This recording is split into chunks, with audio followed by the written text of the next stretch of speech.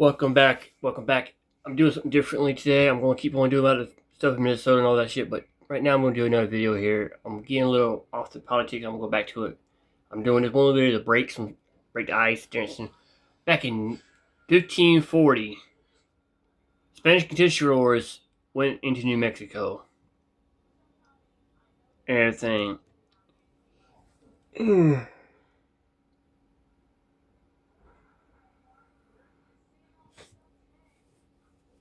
So yeah, back in 1540, Spanish conquistadors went into Mexico and ran into something they didn't understand. But there's some legends and truths about this right here. Because a lot of prehistoric species that have gone extinct, yet at times, 500 years ago, there's some still left over dinosaurs. You don't know what might happen out in the world. You really don't know what's out there.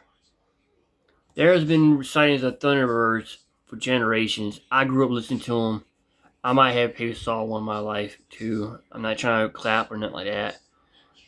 There are things out there that we don't know about. As the world comes to an end, we start knowing about stuff, start hearing whispers. Even back in 1965, I can't read his Spanish. Let me hit translation. I don't want to butcher nothing. Okay. 1965, in Cerro Mirador, in the area of the San Igor or Deep Basin, one of my uncles was attacked by an eagle like the one in the story. My uncle father eagle saw a giant nest with baby eagles the size of an 8-year-old child. So yeah, there's a lot of weird things going on in this world. And it's true, some might be true, some might be cap, some might be false, again, clickbait. But I know the Thunderbird is real. And my grandpa and my uncle told me, if you hear thunderclouds when it's bright daylight, no clouds in the sky, haul the fuck off. But let's give it the video. Francisco Vasquez de Coronado entered territory unknown to Europeans, lands that would later be called New Mexico. The expedition consisted of 300 Spanish soldiers, 800 Native American allies from tribes in central Mexico, and 1,000 porters. They headed north in search of the legendary 7 golden cities of Cibola, about which amazing stories were told. That the walls there were made of pure gold, and the streets were paved with silver. Coronado was young, barely 30 years old, but determined to surpass the fame of Cortez and Pizarro. He invested his own fortune and that of his wife in the expedition, promising the Viceroy of New Spain that he would return with untold riches. The expedition was well armed with guns, crossbows, steel swords and spears, and several small cannons. The soldiers wore armor, and Coronado himself flaunted gilded armor that sparkled in the sun like sacred vestments. But no armor, no weapon could protect the expedition from what awaited them in the endless deserts and red rocks of New Mexico. There, in the lands of the people who built clay cities, the Spaniards encountered a creature from ancient legends, what the Indians called the Thunderbird, and the Spaniards christened the Demon of the Skies. The first weeks of the expedition passed relatively calmly. The expedition moved north across sun-scorched plains, crossed dry riverbeds, and skirted flat mountains towering over the desert like giant altars. The heat was unbearable. The soldiers suffered from dehydration, and many Indian porters fled, unable to endure the hardships of the journey. Their guide was a monk named Marcos de Niza, who had made a reconnaissance trip to the north a year earlier and returned with tales of cities of gold. The monk swore that he had seen Cibola with his own eyes, albeit from a distance, and that the city truly sparkled in the sun as if it were built of precious metals. Now he led the main detachment, promising that they would soon reach their goal. The second in command after Coronado, Captain Garcia Lopez de Cardenas, was skeptical of the monk's stories. He had already participated in several conquests, and knew how easily rumors of riches could turn into disappointment. Cardenas told his men that they should be prepared for any outcome and not get their hopes up too high about finding gold. But there was a third important person in the expedition, Pedro de Castañeda, the chronicler of the expedition. He kept detailed records of everything that happened, describing the lands, the tribes they encountered, and the weather conditions. It is thanks to his chronicles that we know what happened to Coronado's expedition in the lands of Cibola. In early July 1540, the expedition reached its first settlement. It was a small village, a multi-story dwelling made of sun-dried clay bricks, where several hundred Indians lived. There was no gold there, only clay, straw, and stone. The Spaniards were greatly disappointed. Coronado demanded that the villagers submit to the Spanish crown and reveal the location of the cities of gold. Through an interpreter, the Indians replied that they knew of no cities of gold. All their wealth consisted of corn, beans, and pumpkins, which they grew on terraced fields. The monk Marcos de Niza tried to justify himself by saying that he might have confused the village and that the real Cibola was further north. The Spaniards took the village by force, expelling its inhabitants. Several Indians were killed while resisting. The rest fled to the mountains, taking with them everything of value they could carry. The detachment settled in the captured settlement, using it as a base for further reconnaissance expeditions. It was here that strange events began to occur. On the second day after the occupation of the village, one of the sentries, named Diego Gutierrez, reported seeing a huge bird circling high in the sky. He said that its wingspan was greater than that of any bird he had seen in the mountains of Peru. The bird appeared from the north, circled the village several times, and flew away in the same direction. At first, no one paid any attention to this. There were giant birds in the New World, huge vultures and eagles. Perhaps it was just a particularly large animal, but the next day, several more soldiers saw the bird. They were more precise in their descriptions, saying that its feathers were dark, almost black, with white markings on the tips of its wings. Its head was disproportionately large, and its beak was curved and powerful. When the bird spread its wings, they blocked out the sun. Captain Cardenas ordered that no panic rumors be spread. He said that everything in these parts seems larger because of the clean air and altitude above sea level. An ordinary eagle can seem huge when viewed against the backdrop of the endless sky. But a few days later, Indians from a neighboring settlement came to the village. They asked permission to speak with the Spanish commander. Coronado received them, and through an interpreter, an Indian from the Nahua tribe who had come with a detachment from Mexico, heard a warning. An elder named Cachana said that the Spaniards had insulted sacred places and angered the spirits. He warned that the Thunderbird had already seen the strangers and would soon come to drive them from these lands. Cachana said that his people had lived there for many generations and knew that when the Thunderbird appeared, people had to hide in their homes and not come out until it flew away. He added that the bird took those who desecrated sacred places, lifted them into the sky, and threw them off the cliffs. Coronado listened to this with undisguised contempt. He declared that he was not afraid of any Indian spirits, that he had God and the Holy Cross to protect his troops from any evil. The commander ordered the interpreter to tell the Indians that they must submit to the Spanish crown or be punished. Cachana and the other elders left, shaking their heads and repeating that the Spaniards would regret their arrogance. Pedro de Castaneda wrote in his chronicle that many soldiers had trouble sleeping that night. There was tension in the air, although it was unclear what caused it. The heat, disappointment at the lack of gold, or the Indians' alarming words. The sky was clear, studded with stars that you would never see in Europe. Bright, close, pulsating. Around midnight, the sentry on the southern wall of the village shouted. His cry woke the entire camp. The soldiers jumped up with their weapons at the ready, expecting an attack by the Indians. But the sentry, a young soldier named Juan de Saldivar, was not pointing at the ground, but at the sky. There, against the backdrop of the stars, a huge shadow was moving. It was flying from the north, moving slowly, majestically. The wingspan was monstrous. According to witnesses, at least 20 feet, possibly more. As the bird flew between the observers and the moon, its outline became clear. A massive body, a long neck, wings resembling those of an eagle in shape, but much, much larger. The creature made no sound. It simply hovered in the night sky, circling widely above the village.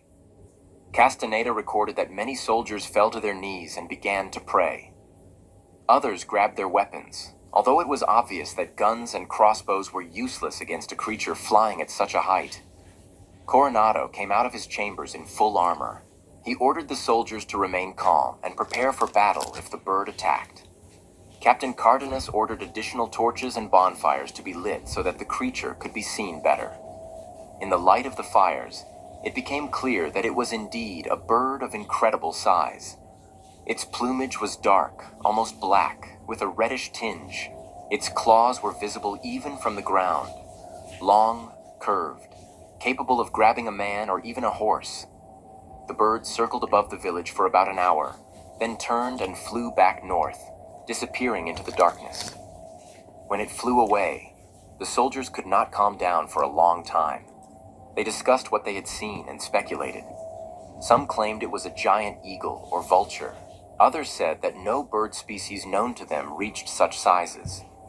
Still others whispered about demons and devilish creatures.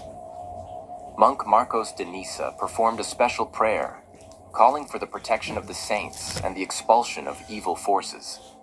He sprinkled the walls of the village with holy water and erected a cross at the highest point of the settlement. The monk declared that they were in a land where the word of God had not yet been heard, and therefore creatures that did not obey the laws of nature could dwell there. Castaneda recorded a more practical observation in the Chronicle. He noted that the Indians clearly knew about this creature and warned the Spaniards. This means that the bird was not a one-off phenomenon, but a permanent resident of these places. The chronicler suggested that he was dealing with an unknown species of very large birds of prey, possibly related to eagles or vultures, but larger than them. The next morning, Coronado convened a council of war. He announced that the expedition would not change its plans because of some large bird. The scouts would continue to explore the surrounding area in search of gold, or at least rich settlements that could be taxed. The main thing was to show the Indians the power of the Spaniards, and not let fear stop the expedition. Captain Cardenas expressed doubt about the wisdom of this decision.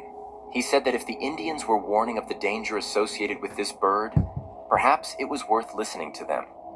The locals knew their land better than the newcomers, but Coronado insisted on his decision.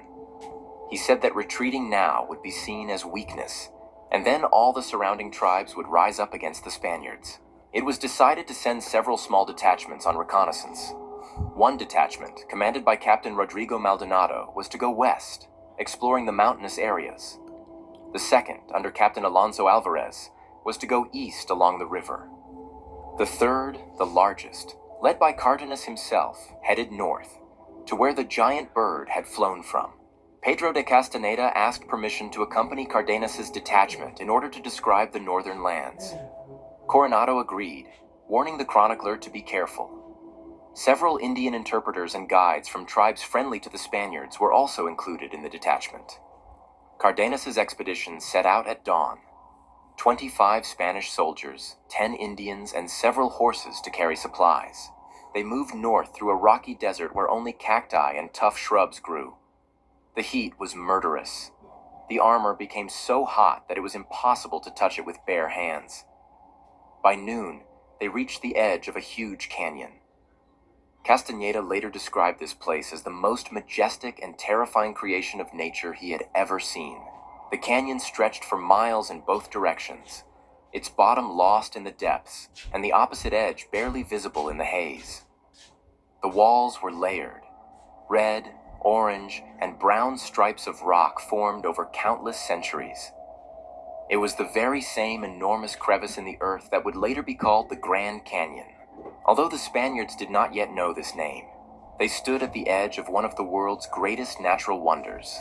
But their attention was drawn to something else. On the opposite side of the gorge, on one of the rocky outcrops, there was a nest. Even from a distance of several hundred paces, it was clear that it was huge, at least 10 feet across, made of thick branches, tree trunks, and something else that the soldiers could not make out from such a distance. Captain Cardenas took out his spyglass, a rare and valuable device he had brought from Europe, and pointed it at the nest. What he saw made him turn pale. The nest was not made of branches alone. Among the building materials lay bones. Huge bones that could have belonged to deer, bison, or even bears. And there were smaller bones as well, which were, with terrifying obviousness, human. Cardenas handed the telescope to Castaneda. The chronicler confirmed what he saw and added details. There were also pieces of fabric resembling Indian clothing, fragments of baskets, and even clay pots in the nest. All of this was loot brought to the nest. While they were examining the nest, one of the soldiers shouted a warning. A huge shadow was falling rapidly from the sky, from the blinding midday sun. The bird was diving at them at incredible speed, folding its wings for greater speed. The soldiers scattered. Cardenas shouted the command to prepare their weapons. 3 riflemen tried to load their guns, but the bird was too fast. It flew over the detachment at a height of about 10 feet, and the men were able to see it in detail. Its wingspan was indeed over 20 feet. Its body was massive, muscular, covered with dark feathers with a metallic sheen. Its head had a hooked beak capable of tearing a man in half. Its eyes were yellow, with vertical pupils like those of birds of prey, but huge, the size of a human fist. The claws on its feet were a foot long each, black, shiny, and curved. But the most terrifying thing was the sound. When the bird opened its beak, it let out a cry that made people's ears ring. It was not just a bird's cry, it was a roll of thunder, amplified and concentrated. The sound was so powerful that some soldiers fell to their knees, covering their ears with their hands. The bird flew over the squad and began to gain altitude for a new attack.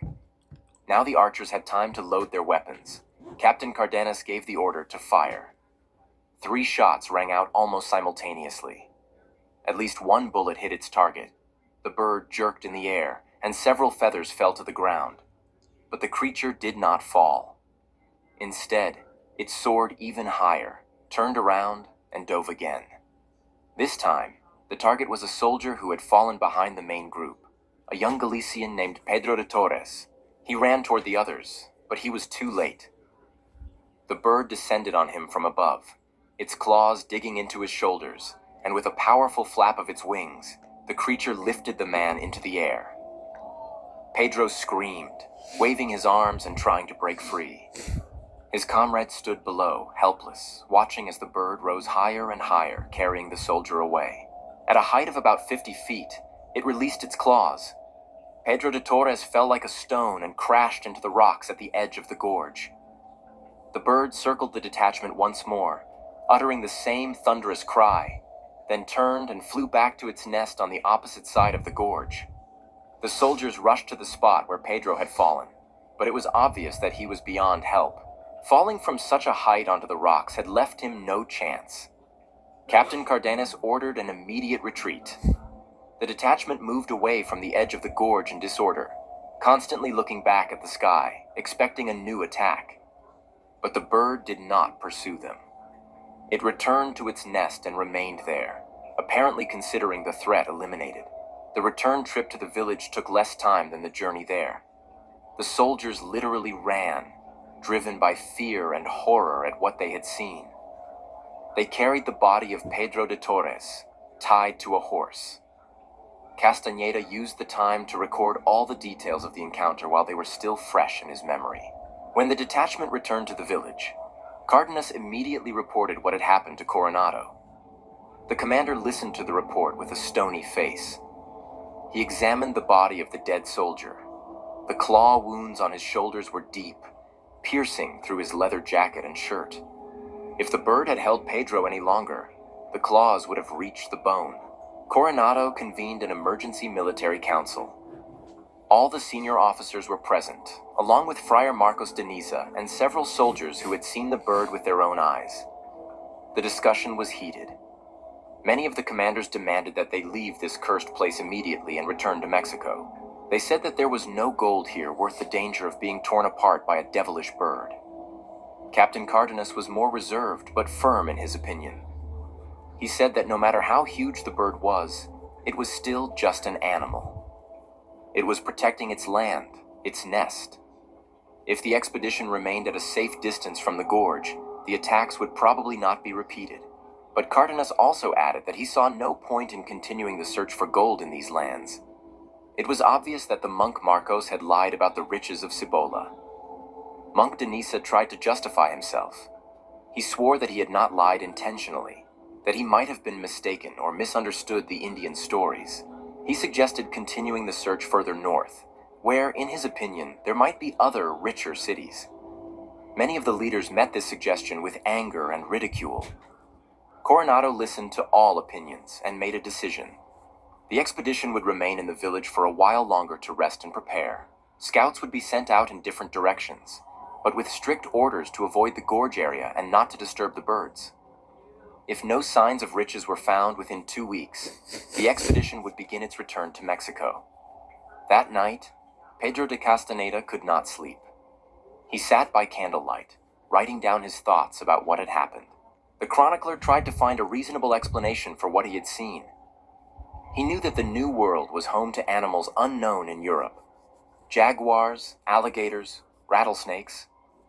Perhaps the giant birds were another example of the unusual creatures of this land. But the creature's size did not fit into his idea of what was possible. Even the largest eagles he had seen in Europe or Mexico were several times smaller. How could a bird of such size fly at all? What kind of strength would it take for wings to lift a body weighing probably several hundred pounds? Castaneda remembered the Indians' warnings about the thunderbird. Obviously, the locals knew about this creature and had developed a way to avoid it. Not to go to certain places, to hide when the bird appeared. Perhaps it would be worth asking them for more details. The next morning, the chronicler received permission from Coronado to talk to the Indians who remained in the vicinity of the village. Through an interpreter, he found an old woman from the tribe of clay house builders who agreed to tell him about the thunderbird. The old woman, whose name was Quatkiwa, told a long story. She said that the thunderbird had existed since time immemorial, long before her people's ancestors came to these lands. Some believed it was a spirit that took the form of a bird. Others thought it was the last representative of an ancient breed of giant birds that ruled the skies in the distant past. Quatkiwa said that the bird lived in a ravine and rarely left its hunting grounds. It usually attacked deer, bison, and sometimes mountain goats. But if people came too close to its nest, or if they desecrated sacred places, the bird would attack them too. During Quatquiwa's lifetime, and she was over 60 winters old, the bird had killed at least 10 people from her tribe. The old woman added that the thunderbird cannot be killed with ordinary weapons. Arrows bounce off its feathers like stones. Spears cannot pierce its skin. The only way to protect oneself is to avoid the places where it hunts and to respect its land. Castaneda asked if anyone had ever tried to kill the bird. Quatkiwa nodded and said that many years ago, a group of young warriors had decided to prove their bravery by killing the creature. They crept up to the nest while the bird was away and killed its chicks, 2 young birds the size of a man. The revenge was terrible. The bird tracked down each of the warriors and killed them, not immediately. It hunted them for weeks, waiting for the moment when they would be alone. One was captured while hunting and thrown into a ravine. Another disappeared from his home at night. In the morning, only claw marks on the roof and blood were found. The third tried to hide in a cave, but the bird blocked the entrance and he died of hunger and thirst. Since then, Quatkiwa concluded, no one from her people dares to harm the thunderbird. They live in reverential fear of it, as they do of the forces of nature. Thunderstorms, earthquakes, floods. Pedro de Castaneda reported to Coronado about his conversation with Quatquiwa. The commander listened with curiosity, but then remarked that Indians were prone to exaggeration and superstition.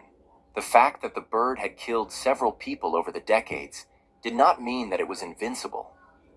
Perhaps the Indians simply lacked the right weapons. But the Spaniards had firearms, steel, and European military science. Captain Cardenas objected. He recalled that the archers had shot at the bird and hit it at least once, but that had not stopped it. The creature was wounded, but continued to attack and even grabbed a man. This spoke to its incredible vitality. Coronado thought for a moment, then ordered a special hunt for the bird. He said he could not allow the creature to frighten the expedition. If they killed the thunderbird, it would show the Indians the power of the Spaniards and force them to respect the conquerors. In addition, the stuffed bird would be a wonderful trophy to present to the king. The plan was as follows. A detachment of 30 of the best marksmen would approach the gorge at dawn when the bird was less active. They would take up positions in hiding places at the edge of the gorge and wait until the bird flew out of its nest to hunt. When it was within range, they would open fire simultaneously. 30 guns firing at once should kill or at least seriously wound the creature. Captain Cardenas again expressed doubts, but agreed to lead the action. The monk Denisa insisted on participating, saying that his presence and prayers would help protect the soldiers from evil forces. Castañeda also asked permission to be present in order to record this important event. The detachment set out before dawn. 30 riflemen, 5 crossbowmen, Cardenas, the monk Denisa, Castañeda, and several officers to lead them. They moved in the darkness, guided by the stars, trying to approach the ravine as quietly as possible. By dawn, they had reached a spot about 200 paces from the ledge where they had seen the nest. The soldiers lay down behind rocks and bushes, pointing their weapons toward the opposite side of the gorge. The monk Denisa said a short prayer, invoking divine protection. The sun rose slowly, painting the walls of the gorge red and gold. There was movement in the nest. A huge dark figure stirred, spreading its wings. The bird had awakened. Cardenas ordered his men to prepare. The archers loaded their weapons and took aim. The distance was too great for accurate shooting, about 300 paces, but the size of the target made up for it. Even from such a distance, it would be difficult to miss. The bird climbed out of its nest and stood on the edge of the cliff. It looked around, turning its head toward the soldiers lying in wait.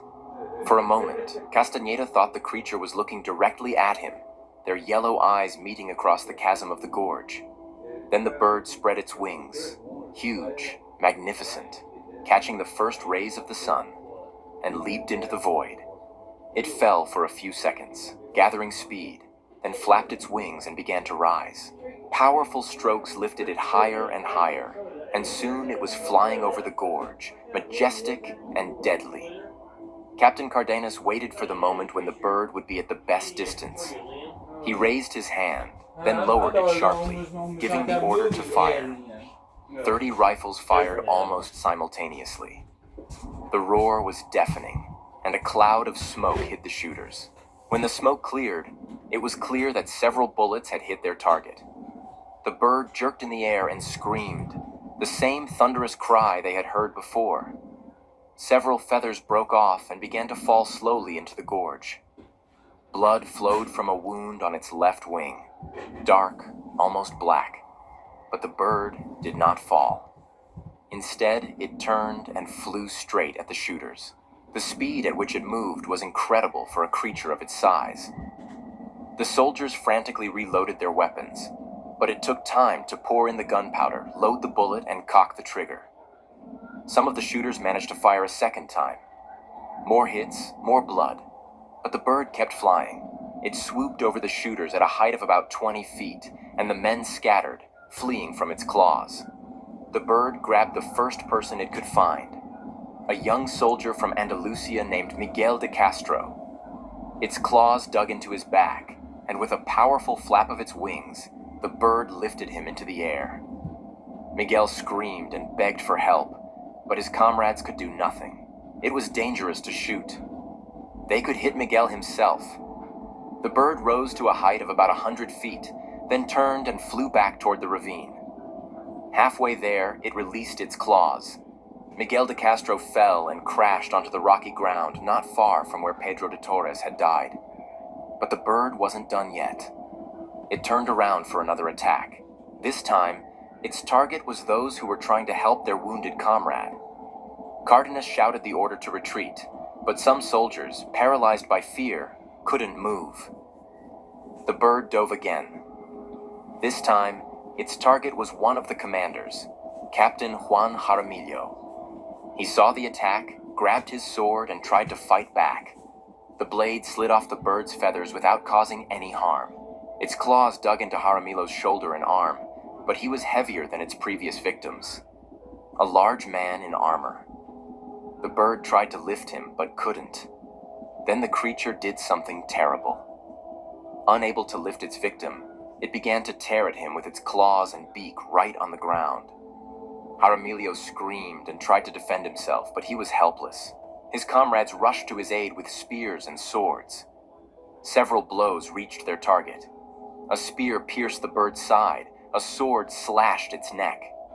The creature roared in pain and rage, broke away from Jaramillo, and soared into the air. Wounded, bleeding, but still alive and deadly dangerous, Captain Cardenas realized they were losing this battle. He ordered a full retreat. The soldiers grabbed the wounded Jaramillo and ran away from the gorge without looking back. The bird circled above them a few more times, letting out its thunderous cry, but did not attack again. Perhaps its wounds had weakened it. Perhaps it decided that it had taught the strangers enough of a lesson. The detachment returned to the village in a state of complete despondency. 2 dead, 1 seriously wounded, many shaken and frightened. Captain Jaramillo survived, but his wounds were serious. Deep claw cuts, a broken shoulder, blood loss. The detachment's medic, a barber named Enrique de Medina, said that Jaramillo would need weeks to recover and might never fully recover. Coronado listened to Cardenas's report with a grim face. The failure of the operation was obvious and humiliating. 30 armed soldiers, the best marksmen in the expedition, had failed to kill a single bird. Moreover, the bird had wounded or killed 3 of them. The monk Denisa suggested performing an exorcism. He claimed that the bird was clearly possessed by the devil and that ordinary weapons were powerless against evil forces. Prayers, holy water, and perhaps even a special mass were needed to drive evil from these lands. Some of the leaders supported the monk. They said they had seen with their own eyes that bullets and spears had struck the bird but failed to kill it. This was no natural creature, but the devil in the form of a bird. Only faith and divine power could defeat such an enemy. Others, including Cardenas and Castaneda, took a more reasonable view. They pointed out that the bird had been wounded. The blood proved it. It was not immortal, just very resilient and covered with a thick layer of feathers and skin that protected it from injury. More powerful weapons or more accurate shots at its vulnerable spots could kill it.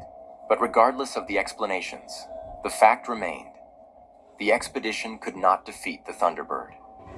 And the mood among the soldiers was such that further attempts to attack the creature would lead to mutiny. Coronado made a difficult decision. He announced that the expedition would leave this place and continue eastward, bypassing the gorge area. They would try to find gold in other lands and would no longer engage with the bird. Preparations for departure took several days. During this time, another disturbing event occurred. A soldier standing night watch, a veteran named Diego Lopez, disappeared. In the morning, he was not found at his post. The search yielded nothing. There were no signs of a struggle, no cries in the night. The man had simply vanished. Some claimed that he had fled, unable to withstand the tension. But others, including Castaneda, suspected that a bird had taken him. Perhaps it had learned to hunt at night, or could move silently despite its size. This disappearance heightened the fear among the soldiers. Many demanded to leave this cursed place immediately. Coronado hastened preparations for departure. Before leaving, Pedro de Castaneda paid a final visit to Coatquive, an old Indian woman.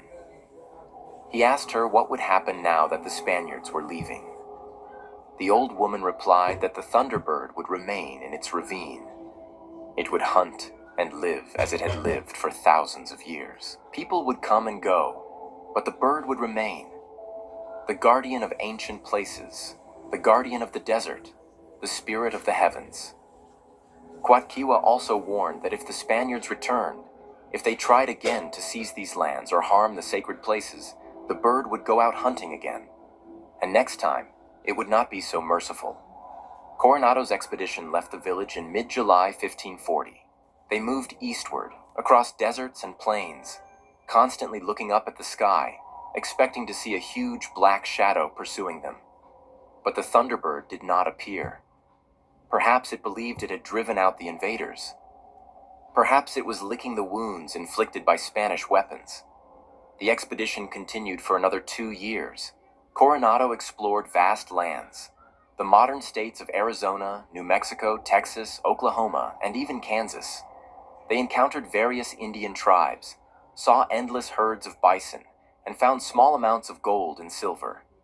But they never found the legendary rich cities.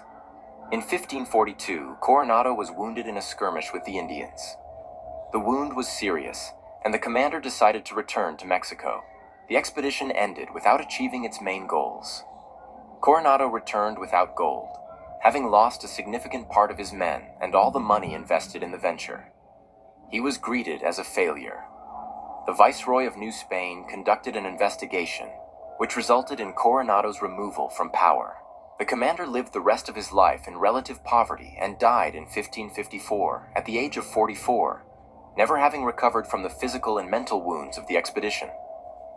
Captain Cardenas also did not find happiness. He was accused of cruelty towards the Indians during the expedition and spent several years in court proceedings. In the end, he was acquitted, but his name was tarnished. Monk Marcos de Niza was disgraced. He was accused of lying about the cities of gold, of misleading the colony's leaders, and of causing the failure of the costly expedition.